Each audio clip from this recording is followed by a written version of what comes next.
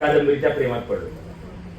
त्या कादंबरीच्या प्रेमात पडण्याचं कारण असं आहे की आता सगळीकडचं जर चित्र पाहिलं आपण की आता सगळं काय जगबुडी होती तर कायची अवस्था आहे आपल्याकडे. म्हणजे बातम्या काढा, पेपर काढा, वर्तमानपत्र, युट्यूब चॅनल काढा, कोणते काढा, आता काहीच नाही. एवढं दादा आपलं लय बरं होतं, आपल्या काळात फार बरं होतं असं म्हणजे सगळा निराशिता सुरू राहिला. पाटील सर तुमच्यासारखी मंडळीचं नाव काय नाही होतं जगात, काय राहिलं नाही, काय राहिलं नाही. तुम्ही फार उत्साही आहेत, परंतु तू आमच्या आता 50-55 लोक सुद्धा म्हणाले आता काय राहिलं मग आमच्या काळात असं नव्हतं.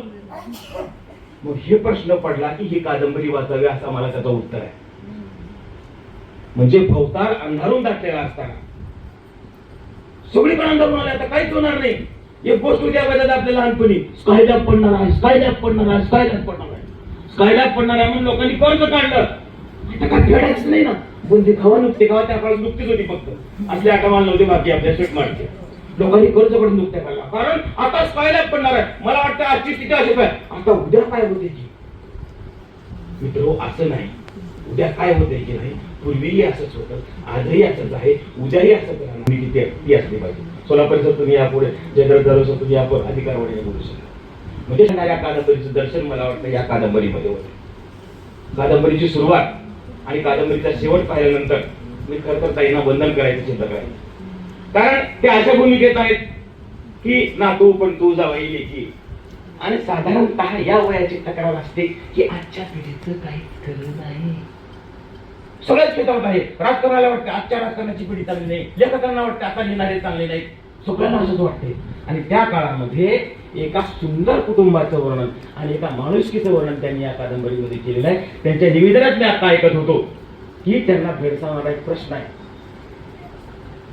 तो प्रश्न आहे की आपल्या समाजामध्ये असणारे वृद्धाश्रम आणि या वृद्धाश्रमाच्या भोवती फिरणारी ही कादंबरी. एखादी महिला म्हणजे आपल्या जगामध्ये असं झालंय की सून, सासू आणि सून हे दोन शब्द आहेत आणि प्रत्येक स्त्री, बहुतांश स्त्रिया त्या भूमिकेतून जातात. मी त्या शब्दाची सुंदर अशी फोड करतो. सासू म्हणजे काय, सासू आणि सुनाचं मानन होण्याचं कारण काय. सासू म्हणजे सारखी सूचना आणि सून म्हणजे सूचना नको. सारखी सूचना आणि सूचना नको हे जर दोन जर एका जागी आले तर त्याच्यामध्ये फ्यूज कुणाचं उडतं.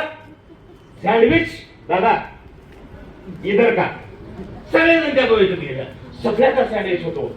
आणि मग अशा वेळेस एखादी सासूच्या भूमिकेत असलेली लेखिका त्या सगळ्या भूमिकाच्या आतमध्ये जाऊन शिरते आणि ती मांडणी करते. तेव्हा मला वाटतं की या जगामध्ये खूप काही चांगलं आहे, ती पाहण्याची नजर पाहिजे. आणि म्हणून या कादंबरीमध्ये त्यांनी जे वर्णन केलेलं आहे ते अत्यंत सुंदर आहे. कादंबरीच्या अंगाने मी फार बोलणार नाही. ऐतिहासिक कादंबऱ्या, प्रादेशिक कादंबऱ्या, ही दोन अधिकारी पुरुष इथं बसलेले आहेत, पाटेसर या एक बोलणार आहेत. मात्र जुन्या काळामध्ये ज्या कादंबऱ्या होऊन गेल्या म्हणजे हना आपटे असतील, विश्वास पाटील, आता विश्वास पाटलांच्या तारीकडे आहे रणजित देसाई, श्रीना पेंडसेंची कादंबरीचा बापू जर वाचू दे आपण, श्रीना पेंडसेंच्या कादंबरीत आपल्याला कोकण दिसतो. म्हणजे लेखकाच्या कादंबरीत कुठं कुठं काय दिसतं प्रत्येकाचं जर मी आता सांगत बसलो तर ते सांगता येणार नाही. मात्र कादंबरीच्या पात्रांची वैशिष्ट्य असतात की पात्रामध्ये जिवंतपणा असावा लागतो, स्वाभाविकता असावी लागते, संवाद असावा लागतो, वातावरण निर्मिती असावं लागतं, सगळ्यात म्हणजे भाषा शैली असावी लागते. कथाबीज कसं मिळू शकतं. परवाच बोराडे सरांचं निधन झालं. बोराडे सरांच्या पालापाचोळा कादंबरीचं कथाबीज कुठं होतं ते आमच्या उदगीरमध्ये त्यांना सापडलं होतं. चिल्ले सर उदगीरमध्ये त्यांना कथाबीज सापडलं होतं की उदगीरमध्ये तेव्हा जेव्हा आंदोलन मोठी व्हायची माहिती कोणत्या पद्धतीने पाहिलं माहिती. मात्र ती कादंबरी त्यांनी एवढ्या सुंदरपणे फुलवली आहे की ती कादंबरी वाचताना आपल्याला खाली ठेवतच नाही. मग मला प्रश्न पडला की ताईंनी हे काय लिहिलं असेल. तर त्याच्यात मला एक लक्षात आलं पाहिजे की लेखकांच्या लेखनावर त्याच्या संस्काराची अभिव्यक्ती आहे. म्हणजे तो कोणत्या वातावरणात वाढलेला आहे. म्हणजे सातत्यानं जर रडकी सासू, खाष्ट सासू, चिडकी सासू, चिडकी सून हे जर आपण विचार करत गेलो तर त्याच्या लेखनातून अशी कादंबरी उभा राहणार नाही. तुमच्या व्यक्तिमत्वाचा विशेष असा असू शकतो. मला काही तुमचा फार संपर्क आलेला नाही, पण तुमच्या एकूण व्यक्तिमत्वाचं मला या कादंबरीकडे पाहायला वाटतं की तुमच्या व्यक्तिरेखाच तशी आहे आणि त्या पद्धतीने तुम्ही लेखन केलेलं आहे. म्हणून एका सुंदर सुनेचं वर्णन म्हणजे त्याच्यात सासूही दोषी नाही आणि सूनही दोषी नाही. खरंच कोणी दोषी नसतो, दोषी असते ती फक्त परिस्थिती. मला वाटतं या कादंबरीचं चित्रण, या कादंबरीच्या मध्ये जो भूमिका मांडली आहे त्या कादंबरीचं मी तुम्हाला थोडक्यात सांगणार आहे. कारण मी जर सगळं सांगत बसलो तर सवलतीच्या किमतीत सुद्धा आपल्याला कादंबरी घ्यावी वाटणार नाही. म्हणून एक उज्ज्वलाबाई वसंतराव सावरीकर नावाची एक महिला आहे या कादंबरीची नायक. मला वाटतंय किती अवघड आहे. आणि मला वाटतं ते असं होत नाही, ते व्हावं म्हणून तुमच्या कादंबरीचं प्रयोजन आहे. म्हणजे त्या सावरीकर ताईच्या आयुष्यामध्ये अशा घटना घडतात, म्हणजे तुमच्या माझ्या आयुष्यात प्रत्येकाच्या आयुष्यात सुख दुःखाचे प्रसंग येतात. एक सावरीकर ताई एका सामान्य कुटुंबात जन्मलेल्या आहे, म्हणजे आणि त्याला मला वाटतं 40 वर्षाचा कालपट आता तुमच्या कादंबरीचा ऐकून जर विचार केला तर 40-45 वर्षाचा, म्हणजे 40 वर्षाखाली काय होतं, आमची एकत्र कुटुंब पद्धती होती. हम दो हमारे जो काळ नव्हता. एखादा भाऊ कमवता असेल तर बाकीचे भाऊ त्याच्यावर खात होते. घर कुटुंबाचं एकत्र राहायचं. त्यानंतर मात्र ज्या कुटुंबांनी त्याची ओळखली नाही, आणि त्या कादंबरीत तुम्ही सुंदर वर्णन केले की आता आपण ओळखायला पाहिजे की आपलं आता हे सगळं संपत आलेलं आहे. म्हणून त्या सावरीकर ताई आपल्या स्वतःच्या दिरांची लग्न करतात, नंदाची लग्न करतात, आणि त्यानंतर त्यात बांधतात भूमिका. खरं तर मला वाटली घर फोडायला निघाली की काय बाई, पण त्याच्यानंतर पुढे वाचत गेलो की आपल्या लक्षात येतं ही बाई घर बांधायला निघाली आहे. फक्त वेगवेगळ्या ठिकाणी येऊन आपल्या दिरांचं, नंदांचं, भाऊच्या जावांचं सुंदर असं पुनर्वसन करणाऱ्या सावरीकर ताई या कादंबरीच्या नायिका आहेत. असा प्रसंग आला म्हणजे की एका सुनेच्या घरी वाढदिवस सुरू आहे. वाढदिवसाला नको म्हणतानाच मैत्रिणीला सांगते की बाई माझ्या घरी येऊ नका, कारण माझ्या सासूला असा आजामाय काय आजार झालाय, आणि ती काहीही करते, कधीही काही करते. आणि तरी तिच्या मैत्रिणी जेव्हा येतात तेव्हा त्याची सासू तो खेळ उचलून तोंडावर फेकते आणि त्या सुनेच्या तोंडावर फेकला. म्हणजे माणसाचं संतपण कधी सिद्ध होतं, माणसावर अटॅक झाल्यावर वाटतंय. मला वाटतं संतपणाला पोहोचणारी ही सून आहे. म्हणजे असे अनेक प्रसंग आहेत त्या कादंबरीमध्ये की आता वाटते की आता काहीतरी संघर्ष उभा राहतो. मात्र ताईंच्या लेखीचं वैशिष्ट्य आहे की त्यांनी त्या रागिणीला संघर्षामध्ये न करता तिला सकारात्मक मध्ये असं परिवर्तन केलंय की आपण जर आता हे केलं किंवा हा प्रसंग जर आपल्या बाबतीत घडला तर आपण काय करू शकतो जर विचार केला तर निश्चितपणे बंड करून उठू शकतो. तो खूप आहे. या एकंदर कुटुंबात होणाऱ्या संस्काराची दबाडग्याची वीण कायम आहे, आणि रागिणीचा शोषितपणा ही तिची मजबुरी नाही तर मजबूती आहे हे तुम्ही सांगितलं पद्धतीने सांगितलं. म्हणजे मजबुरीनं करणं वेगळं आणि मजबूतीनं करणं वेगळं. रागिणीनं ते सगळं करताना ते ज्या पद्धतीने ज्या मजबूतीने केलेलं आहे त्याला तोड नाही. आणि अत्यंत शेवटाला येत असताना त्या सगळ्या कादंबरीचा शेवट होत असताना सुद्धा तिची कुठेही चिडचिड होत नाही. हा शोषिकपणा माणसाचा अंत पाहणारा असतो. मात्र या शोषिकपणाला जी माणसं सामोरी जातात ना ती खरंच खऱ्या अर्थानं देवत्वाला प्राप्त होतात. देव कुठे आहे तर अशा माणसांमध्ये असतो. त्या मंदारचं अपघाती निधन, त्या मंदारच्या अपघाती निधनानंतर तुम्ही जो प्रसंग व्यक्त केलाय की बुवा ते आता दिराचं देह पाहू तर त्या सासूला सांभाळतो. तुम्ही खरी कादंबरी तुमची सुरू होती. म्हणजे आणि ते सगळं चित्रण पाहताना अंगावर काटा येतो. संसाराची कोरी वाकडी लेखणी करणाऱ्या या तुमच्या नायिकेच्या संसाराचा गाडा विस्कटतो. मात्र तो गाडा विस्कटलेला गाडा तुमच्या कादंबरीच्या म्हणजे तुमच्या लेखणीमधून निसटला नाही. हे सगळ्यात मोठं तुमच्या कादंबरीचं यश आहे. या एकूण बदलत्या गावगाड्याचं सामाजिक स्तराचं चित्रण करताना तुम्ही मला वाटतं कादंबरी लिहिणं खूप अवघड आहे. म्हणजे ही 200 पानाच्या जवळपास प्रश्नांच्या जवळपास असणारी कादंबरी महाकादंबऱ्या लिहिताना किती कष्ट लागतात ते लेखकांच्या मुलाखती ऐकायला वाचताना कळतं आपल्याला, किंवा कादंबरी वाचताना किती कष्ट लागतात ते वाचक म्हणून आपल्याला कळतं.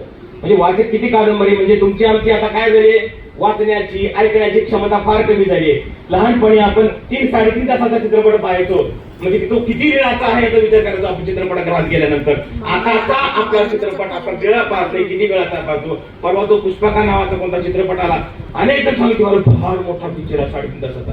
3.5 तासाचे पिक्चर दादा केव्हा आपल्या काळात तुमच्या काळात होते, आम्ही थोडे लहान होतो ते पाहत होतो आपण.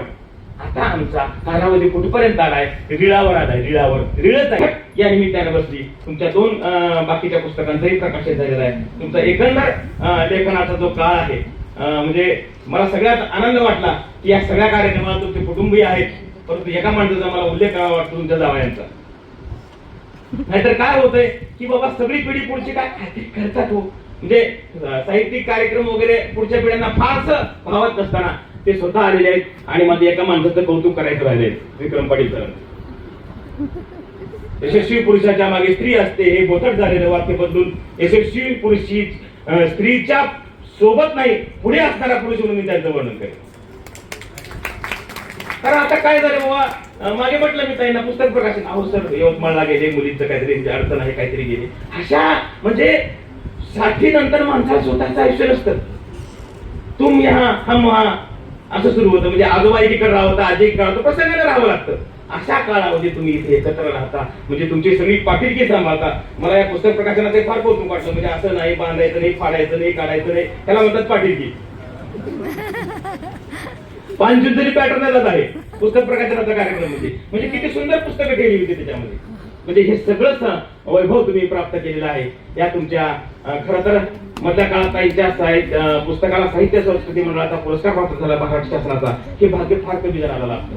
त्याबद्दल त्यांचं पुन्हा एकदा मी मनपूर्वक अभिनंदन करतो.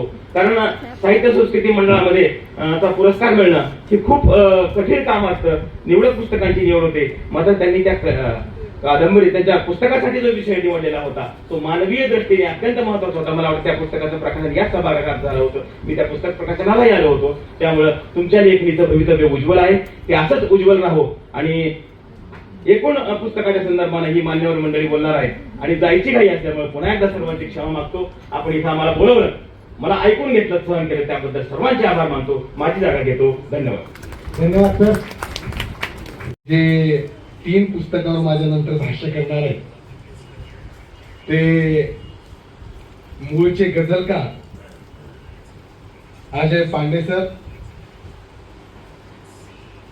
विचारपीठावर उपस्थित असलेले आत्ताच ज्यांनी सुंदर असं ऋतुरंगवर भाष्य केलं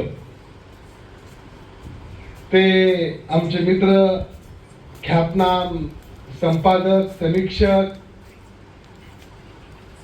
आणि ओवीवर ज्यांचा दात्यावरच्या ओवीवर विशेष अभ्यास आहे.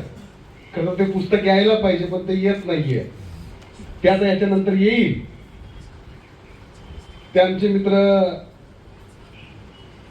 ज्यांना संभाजीनगर गाठायचं होतं, ज्यांनी एकाच बाल कादंबऱ्यांचं आणि त्याच्यानंतर 3 अपत्यांचं एकदाच प्रकाशन करण्याचा घाट घातला आणि त्याचं लेखन केलं, त्या वृषालीताई पाटील मॅडम. मी सगळ्यांची नावं घेणार नाही, सगळ्यांनी नावं घेतली आहेत त्याच्यामुळे तुम्ही सर्व ज्ञाते, श्रोते आणि वक्ते हो. मॅडमचं वय आता ते 61 मध्ये चालल्यात. खरं तर मी त्यांना वारंवार फोन करत होतो की तुमचं वय काय. स्त्रीला वय विचारू नये असं म्हणतात, पण मी त्यांना विचारत होतो तुमचं वय काय. त्यामुळे सर तुम्हाला का प्रश्न पडतोय, मला सांगा तुमचं वय काय आहे. मग त्यांनी सांगितलं की मी 61 मध्ये जात आहे, 61 माझं चालू होत आहे. मग मी दुसरा प्रश्न केला की विक्रम पाटील सरांचं वय काय. त्यांनी सांगितलं की ते 71 मध्ये जात आहेत.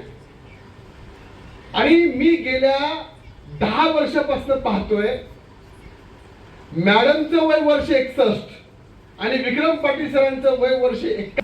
प्रचंड उत्साह, प्रचंड उर्मी आणि प्रत्येक वेळेस आल्यानंतर फक्त पाठीचं दुखणं सोडलं तर बाकी सगळा उत्साह घेऊन ते प्रत्येक वेळी प्रकाशन सोहळ्यासाठी सिद्ध असतात.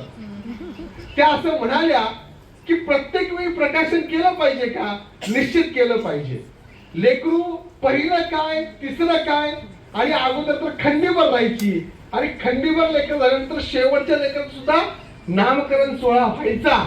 आणि तुम्हाला माहित आहे की खेडेगावामध्ये अगोदर डॉक्टर नव्हतं, इथं आजीबाई बसलेल्या बऱ्याचशा, सुईन बोलवली जायची. सुईन माहित आहे, ते सुईन काय करायची, बयान पण करायची. आज या व्यासपीठावर आम्ही 5 जण सुईन आहोत, लक्षात घ्या. आणि एक उत्तम बाळणपण आणि 3 अपत्य चांगल्या पद्धतीनं सुदृढ स्वरूपामध्ये जन्माला आलेली आहेत, त्या आम्ही सुईन म्हणून घोषित करत आहोत. मित्रांनो, वरून खायला आंबट, गोड, तुरट असतं, पण मध्ये गेल्यानंतर मात्र त्याच्यामध्ये आटोळी असते. काही माणसं वरून बोलायला खूप चांगली असतात, पण त्यांचं काळीज मात्र टणक असतं, लक्षात घ्या. त्याला पाझर फुटत नाही. आणि दुसऱ्या प्रकारची जी माणसं असतात ती माणसं नारळासारखी असतात. वरून दिसायला वृक्ष असतात, मध्ये गेली की आणखी टणक वाटतात, पण अगदी त्याच्या गर्भामध्ये गेल्यानंतर मात्र तिथं ओलावा असतो आणि मधुरता असते. ती मधुरता ज्या वेळेस विचारात घेतली जाते त्यावेळेस स्मृती छटासारखी कादंबरी जन्माला येते. आणि म्हणून ही स्मृती छटा ही कादंबरी याचं वर्णन कसं करावं हा प्रश्न माझ्या समोर होता. आणि मला एकदम ज्ञानेश्वरीच्या 6व्या अध्यायामधली 212 नंबरची ओवी आठवली. त्या ओवीमध्ये असं सांगितलंय, कल्पना निमे, शब्दांकडे लक्ष द्या थोडस, कल्पना निमे प्रवृत्ती शमे, कल्पना निमे प्रवृत्ती शमे अंग मन विरमे सावियाची. इथं कल्पना काय झाली पाहिजे?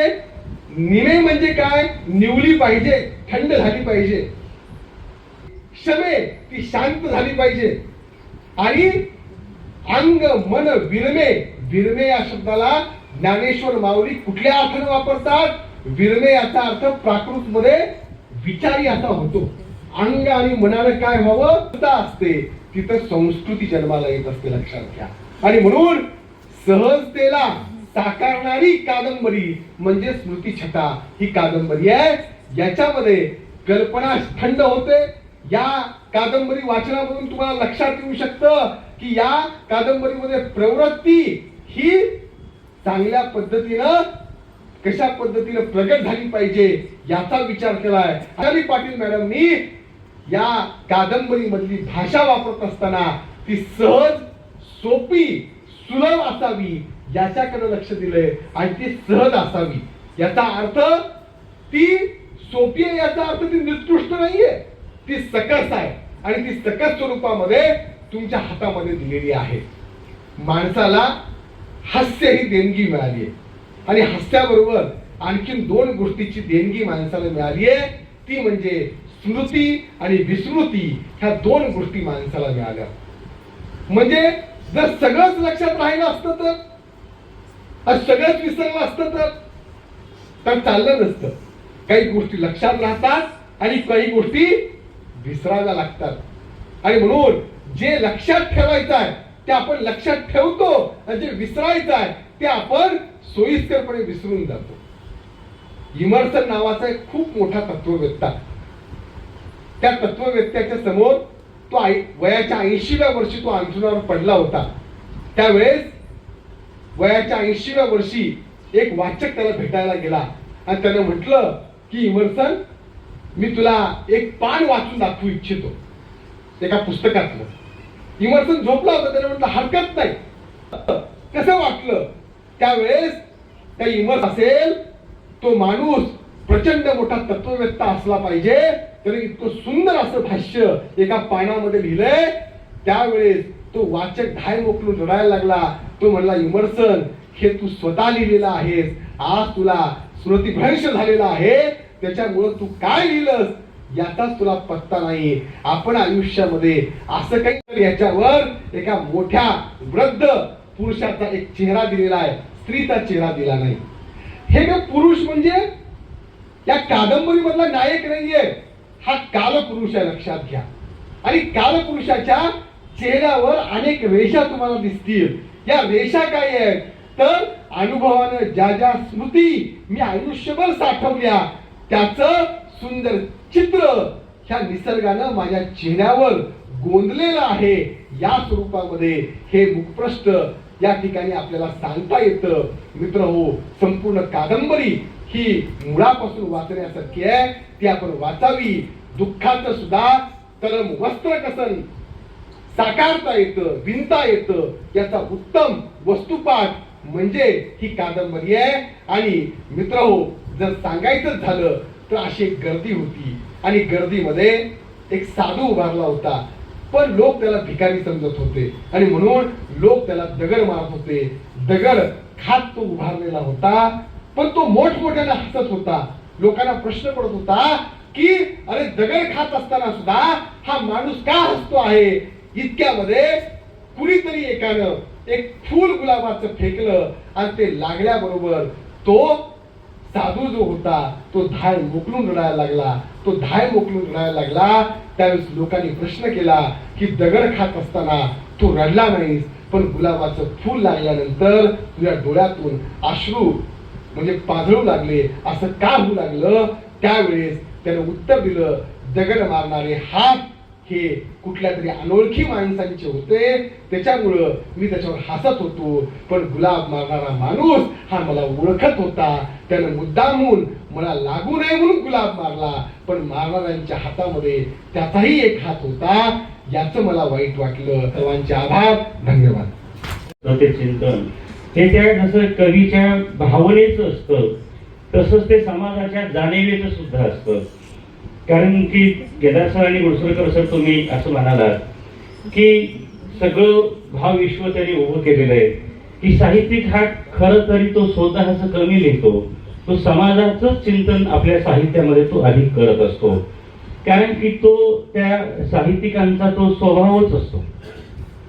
म्हणजे त्याला या समाजामध्ये काय चाललेलं आहे आणि हे कसं चालायला हवं होतं पण ते तसं का चालत नाही याच्याबद्दल जो अंतर आहे तो अंतर पकडण्याचं काम खऱ्या अर्थाने तो साहित्यिक करत असतो आणि ते काम साहित्यिकाचं आहे. म्हणून परवा त्यांना मी जेव्हा म्हणालो की बरं केलं की तुम्ही मला ऋतुरूनच बोलायला भाग दिलं, पुस्तक दिलं, कारण एक तरी कविता हा वाङ्मय प्रकार समजून घेणं ही एक स्वतंत्र गोष्ट असते. म्हणून या ऋतुरंग मध्ये 74 कविता आहेत आणि या 74 कवितेमध्ये अधिकाधिक ज्या कविता आहेत म्हणून त्यांनी म्हणले की मनातली सल दाखवून द्यावे, मनातली जी सल आहे दाखवून द्यावे, बोलून पहावे आप्तेष्ट. हे नातेवाईक कशाला असतात, हे आपल्या मनातलं जे दुःख आहे हे आपल्याला व्यक्त करण्याची जागा म्हणजे आपले नातेवाईक आहेत. परंतु अलीकडे आपण असं पाहतो की इतकं घराघरामध्ये इकडं आपल्याला फ्लॅट संस्कृती ते मांडलेलं आहे म्हणून त्यांनी कुठेही आडवाट शोधलेली नाही. म्हणजे आपल्या कवितेमध्ये आडवाट शोधली नाही, जीवनातही आडवाट शोधली नाही असं मला वाटतं. मग पुढे असे आकाश निर्मळ मनाची मरगळ दूर होईल. हे कधी दूर होईल मनाची मरगळ, तेव्हाच दूर होईल जेव्हा आपला प्रवास सरळ मार्गाने असेल. म्हणजे आज आपण असं पाहतो की सरळ मार्गाने प्रवास करणं हे फार महत्वाचं आहे. इथं आकाश निर्मळ कोणाचं होणार आहे, ते आकाश नाही, आपल्या मनाचं आकाश. आपलं मन विशाल करावं लागतं. माझं जसं दुःख आहे तर समाजाचं सुद्धा दुःख आहे, मला जशा वेदना आहे समाजाला सुद्धा वेदना आहेत. या दोन वेदना जेव्हा आपल्या वेदना सामाजिक वेदनेशी एकरूप होतात तेव्हा खऱ्या अर्थाने साहित्य आणि कलाकृती जन्माला येते. हे आपण या कवितेमध्ये आम्हाला दाखवून दिला. म्हणून कविता हा खूप मोठा बोलण्याचा विषय आहे. मी काही कवितेवर बोलत नाही, ऋतुरंगावरच बोलतो आहे. हे ऋतुरंगावर जे चिंतन मी 2-3 दिवस केलं त्याच्यावरच मी बोलतोय आणि कविता हातावर घेतली मला ठेवावी अशी वाटली नाही. हे आज अहमदपूरला धावपळीत जाऊन आले तरी जेव्हा कविता जेव्हा पटते किंवा ती कविता जेव्हा त्याच्या मनाला भावते तेव्हा ती कविता जातच नाही. तेव्हा मला असं वाटतं की पहिल्यांदा मी एवढं मुक्तपणे एखाद्या विषयावर मी हा बोलतो आहे.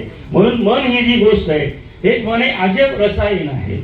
हे मनाला आपण कसं समजून शकणार किंवा मनाला आपण कसं ओळखणार किंवा मनाचा भाव आपण कसा टिपायचा, म्हणजे त्याच्यासाठी सुद्धा आपल्याला एक अनेक बाबतीत आपल्याला करावं लागतात. आणि दुसरी गोष्ट आहे मनाला अनेक गोष्टी साक्षीदार सुद्धा असतात.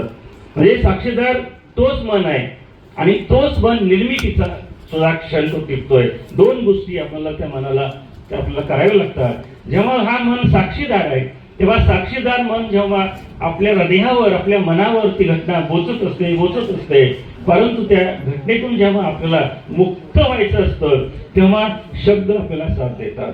कविता ही खऱ्या अर्थाने लिहितो म्हणण्याने होत नाही, त्याला कोणी लिहू बी नाही. माझी विनंती आहे कविता ही आपल्या मनानं स्मरली पाहिजे, कविता आपल्या भावनेनं ते व्यक्त झाली पाहिजे, कवितेला स्वतः अवतरता आलं पाहिजे. म्हणून आपण ती कविता परिपूर्ण म्हणतो जी कविता स्वतः आपल्या शब्दाला आपल्याला म्हणते. आता तू लिहिणारी सामर्थ्यशीलता असते कि मर्द ने औरत के साथ सोना तो सीख लिया लेकिन अभी तक जागना सीख नहीं पाया है.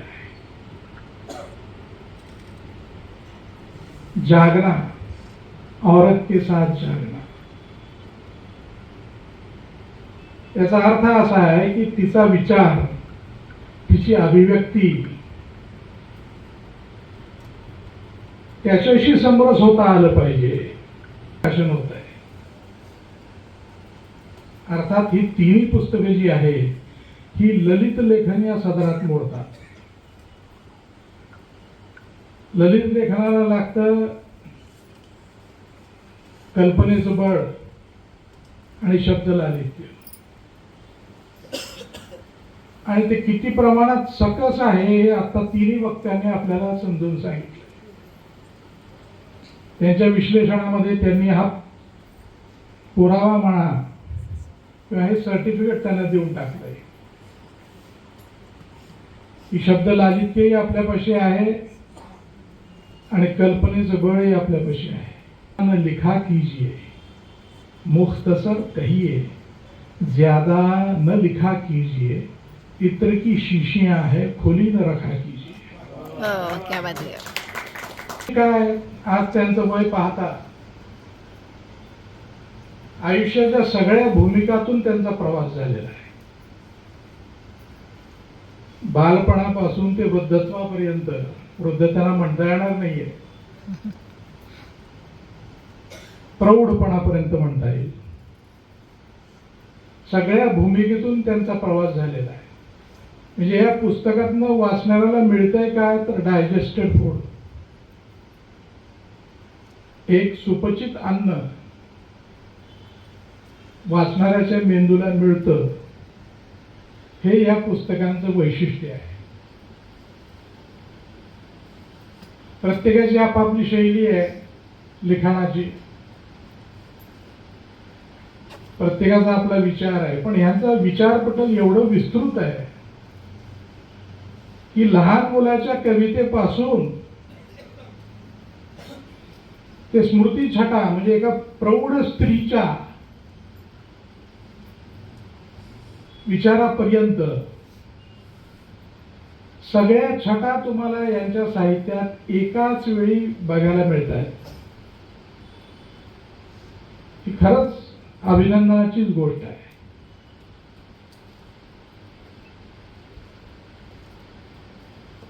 या ठिकाणी आता फारसं बोलण्यात काही उरलेलंच नाहीये।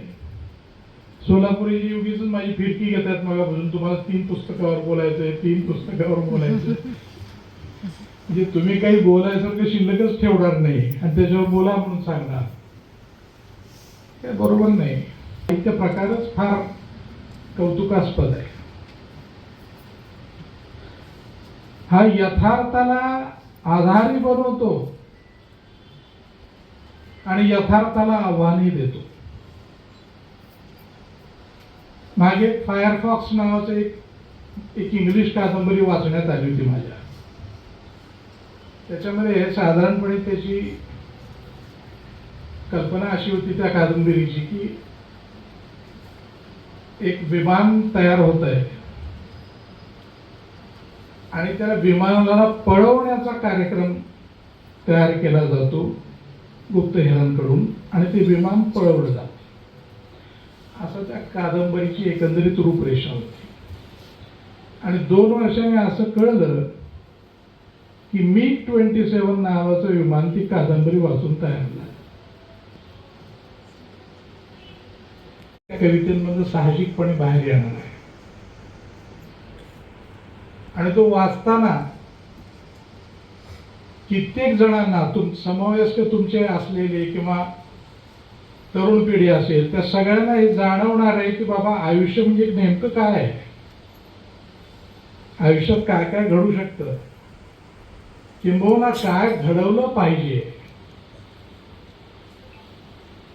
कारण तुम्ही तर तुमच्या पूर्ण भूमिका जगून यशस्वीपणे आज या पातळीवर उभे आहात। कित्येकांना अजून त्या सगळ्या भूमिका वठवायच्या आहेत।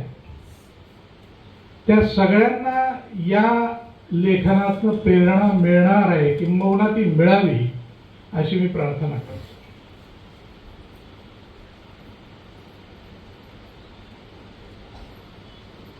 आपलं साहित्य लेखन उत्तरोत्तर असंच प्रगल्भ होत जावं, नवीन नवीन साहित्य कृती आपल्या हातून लिहिल्या जाव्या, आम्हाला वाचायला मिळाव्या अशी या ठिकाणी प्रार्थना करतो। मला या ठिकाणी या छानशा कार्यक्रमात सहभागी आपण करून घेतलं त्याबद्दल समस्त पाटील परिवाराचे मी आभार मानतो। आपल्या साहित्य प्रवासाला पुन्हा एकदा शुभेच्छा देऊन थांबतो। धन्यवाद।